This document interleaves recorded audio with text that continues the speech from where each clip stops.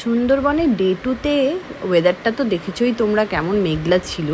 তো যাই হোক, ওয়েদার রিপোর্টে ছিল যে একটু ঝড় বৃষ্টি হওয়ার আশঙ্কা ছিল।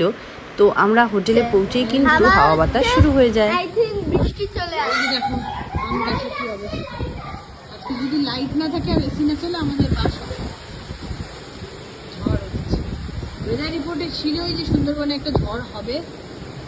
হ্যাঁ সত্যি।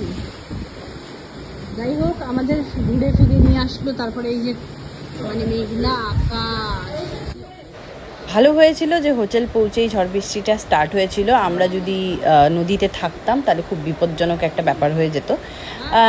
স্ন্যাক্সে আমাদের হাতে চলে আসে চাউমিন, এগ চাউমিন। সেদিন কিন্তু বিকালে স্ন্যাক্সে আমাদের হাতে এগ চাউমিন চলে আসে। এগ চাউমিনটা আমার খুব একটা ভালো লাগেনি, যার জন্য আমার মুখের এক্সপ্রেশনটা এরকম ছিল।